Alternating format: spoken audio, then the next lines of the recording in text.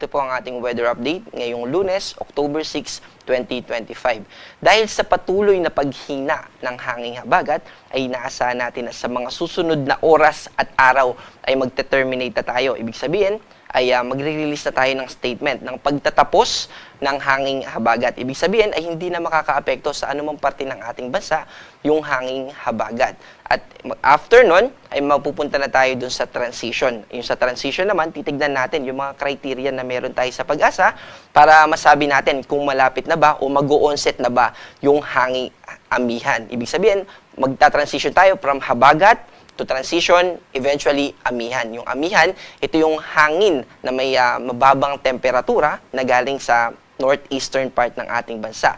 Meron din itong dala ng mga pagulan, pero nakafocus yung mga pagulan nito dito sa eastern part ng ating bansa, eastern Luzon, at ganoon din sa Visayas, at umaabot din po yan ng northeastern part ng Mindanao. Samantala, patungkol naman sa mga atmospheric systems na nakakaapekto sa ating bansa, meron pong convergence zone. Ibig sabihin, may nagsasalubong na hangin dito sa Sulusi. Kaya naman, kung mapapansin natin dito sa ating satellite image, ay may mga kaulapan tayo na nakakaapekto dito sa Zamboanga Peninsula, ganun din dito sa Barm at saka sa Sorsogon, ganun din sa Western Visayas. Kasama po dyan yung Negros Island region at dito rin sa Palawan.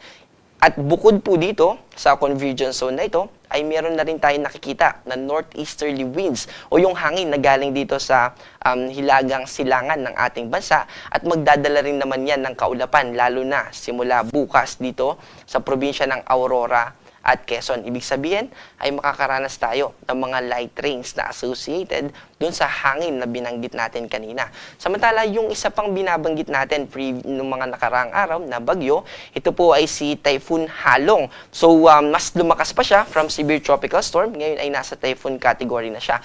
At dahil sa paghina ng high pressure area dito sa southeastern part ng China, dito po sa bandang itaas, ay nabawasan din yung mag-iimpluwensya dito kay Bagyong Halong. Halong po yung international name niya, na ibig sabihin ay isang bay dito sa bansang Vietnam. Ibig sabihin ay yung pag-westward o yung movement niya na pakanluran na pwede pang pumasok ng PAR ay mas bumaba na yung posibilidad. Ibig sabihin, nakikita natin na hindi na siya magpapatuloy na pumasok dito. Mababa na yung chance na pumasok siya ng PAR at magpapatuloy na lang siya na mag-westward na movement and eventually ay pa-northward, papalayo palalo sa ating bansa. Ito ay nasa layong 2,005 kilometers northeast o east-northeast ng extreme northern Luzon. Ito ay may taglay na lakas ng hangin malapit sa gitna na 100 kilometers per hour at pagbugso na umaabot ng 125 kilometers per hour. Also, may nakikita din po tayo ng mga cloud clusters. Ito pong mga kaulapan na ito, nakikita din natin dito sa ating analysis na may potential ito na mag-develop into low pressure area. At yung magiging movement niya sa ating analysis ay mag-northwest pa rin ito, at may maliit na tsansa sa kasalukuyan na pumasok ng PAR. After niya mag-northwest ay mag-northward na ito. Pero, again, posible pa po ito na magbago. Kaya manatili tayo na updated sa mga ilalabas pa na issuance and warnings ng Pag-asa. Para sa ating forecast bukas, katulad nung binanggit natin kanina, yung northeasterly winds na makakaapekto dito ay magdadala ng mga kaulapan lalo na dito sa probinsya ng Aurora at ng probinsya ng Quezon. Sa natitirang bahagi naman ng Luzon, except sa Palawan, ay makakaranas ng maaliwalas na kalangitan, mababa yung tsansa ng mga pagulan, except dito sa binanggit natin. At yung agwat naman ng temperatura dito sa Metro Manila ay 24 to 33, sa Baguio ay 15 to 25, sa Tugigaraw ay 24 to 33, at sa Legazpi ay 24 to 33 din.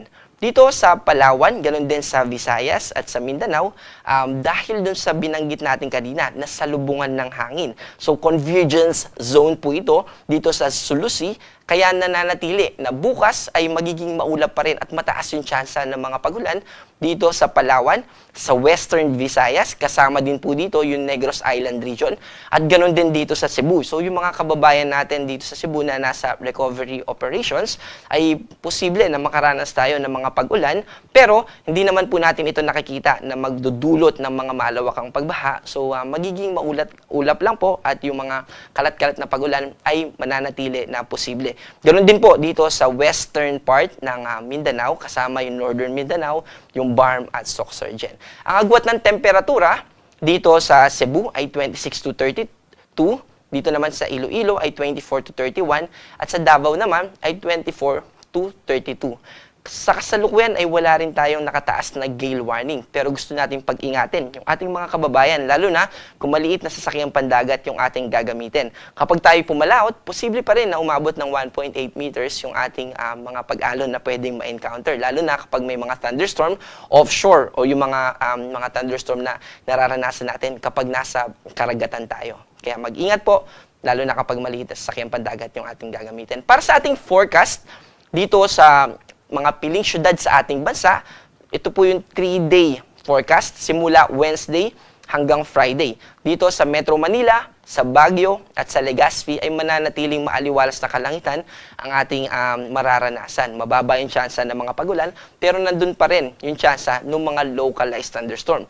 Ito yung panandalian ng mga pagulan sa isang specific na lugar at for a short period of time lang. Ito rin yung mga nararanasan natin. Halimbawa, bumibiyahe tayo, and then makakaranas tayo ng biglang umuulan sa lugar na yon, and then paglagpas naman natin doon, ay hindi naman umuulan din doon sa ating pupuntahan. So yun po yung mga halimbawa ng localized thunderstorms. At ganoon din naman dito sa Visayas, lalo na dito sa Metro Cebu, Iloilo at sa Tacloban.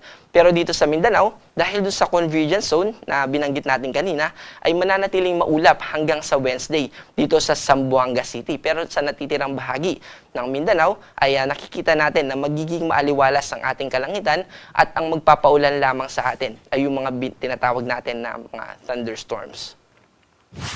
This is Rapid News.